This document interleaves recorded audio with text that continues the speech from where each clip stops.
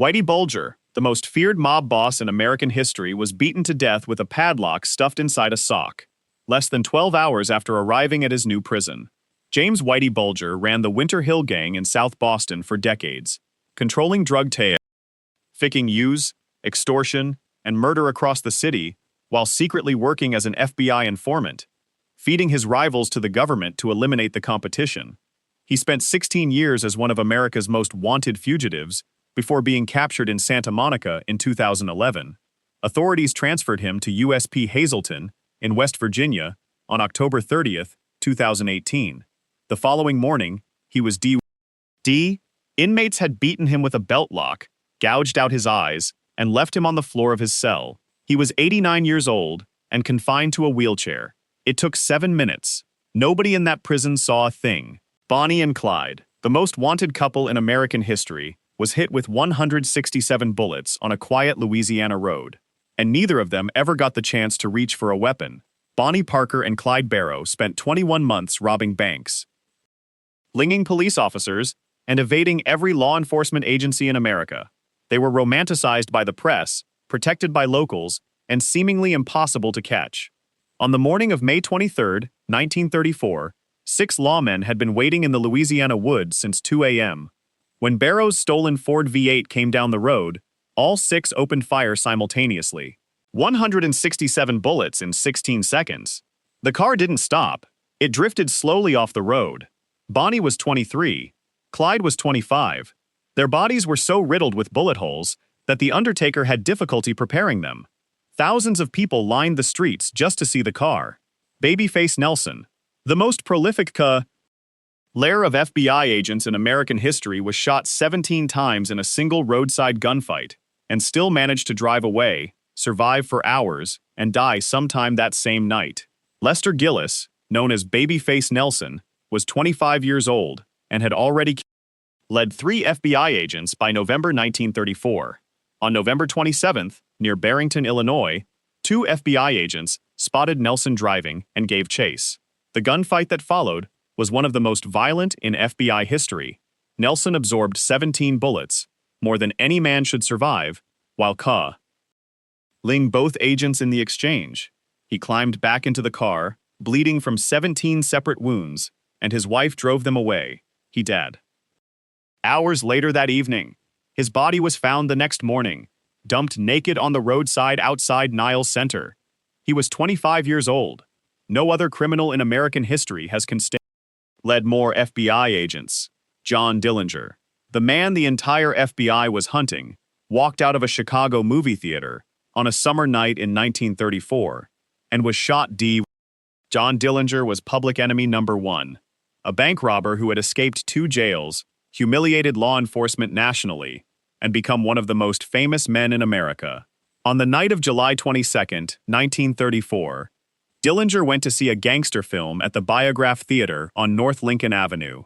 He was tipped off by Anna Sage, a Romanian brothel madam who had secretly made a deal with the FBI to deliver him in exchange for help with her deportation case. As Dillinger stepped out onto the sidewalk, agents closed in from both sides. He reached for his gun.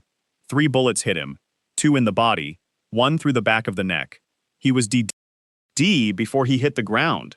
Griselda Blanco, the woman who built the cocaine empire that funded Miami's entire drug war, was shot in the head outside a butcher shop in Medellin by a hitman using the exact same method she had invented herself. Griselda Blanco earned the name Godmother of Cocaine by turning Miami into a war zone throughout the 1970s and 80s. She is credited with ordering over 200 murders and pioneering the motorcycle assassination, a technique where a hitman on a motorbike pulls alongside a target and shoots before disappearing into traffic. She spent years in American federal prison before being deported back to Colombia in 2004. On September 3, 2012, she stepped out of a butcher shop in Medellin. A man on a motorcycle pulled up behind her and shot her once in the head. She Ed on the spot. She was 69 years old. The method that led her was the same one she had used for decades. Tupac Shakur, the most famous rapper on the planet, was shot 4 times at a Las Vegas red light in September 1996, and nobody has ever been officially convicted for it in the nearly 30 years since.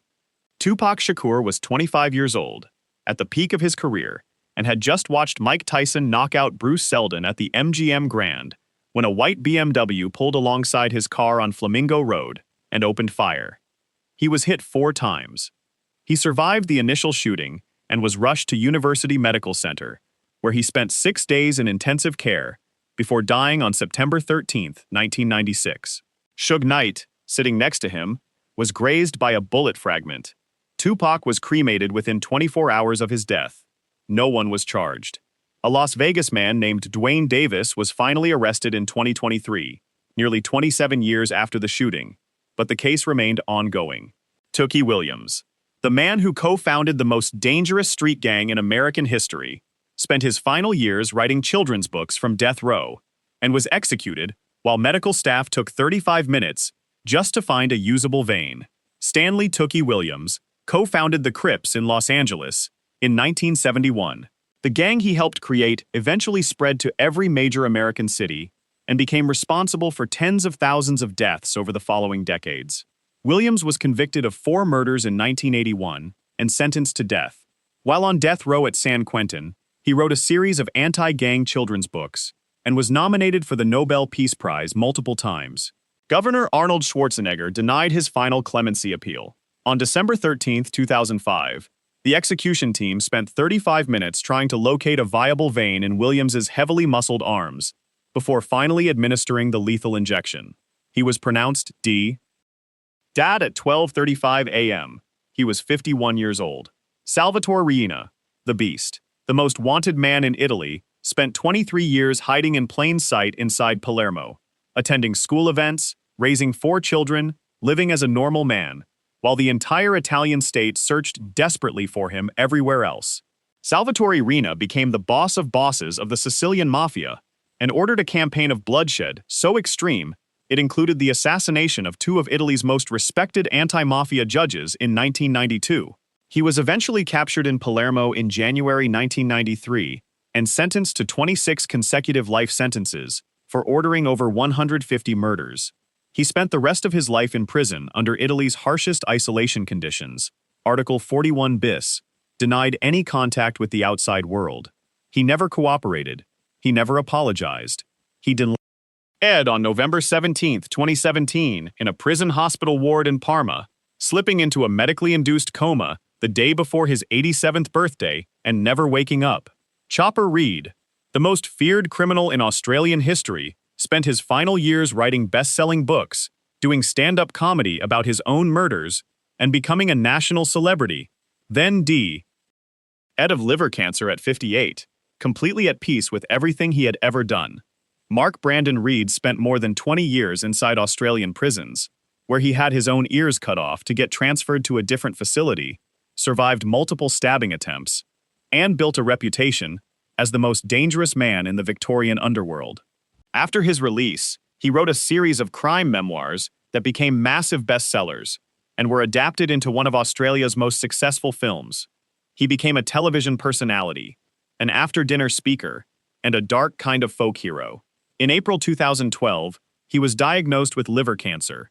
He died on October 9, 2013, at Melbourne's Royal Melbourne Hospital. He reportedly faced it the same way he faced everything else, without flinching. Pretty Boy Floyd, the most wanted bank robber in Depression-era America, was cornered in an Ohio cornfield, shot twice while running, left bleeding on the ground, and according to FBI witnesses, finished off with a final bullet while he was still alive and asking questions. Charles Pretty Boy Floyd robbed dozens of banks across the Midwest during the Great Depression and was celebrated by poor rural communities who saw him as a Robin Hood figure. On October 22, 1934, FBI agents tracked him to a farm in East Liverpool, Ohio. Floyd broke from cover and ran across an open cornfield. Agents opened fire and hit him twice. He went down. What happened next has been debated ever since. FBI agent Melvin Purvis reportedly ordered a final shot while Floyd was still conscious and speaking. Floyd died in that cornfield at age 30. He was buried in his Oklahoma hometown, and over 20,000 people came to his funeral. Bumpy Johnson, the man who ran Harlem for 3 decades, feared by the mafia, respected by the streets, and never once broken under interrogation, collapsed and Ed of heart failure, mid-conversation at his favorite restaurant table, still fully in charge until his very last breath.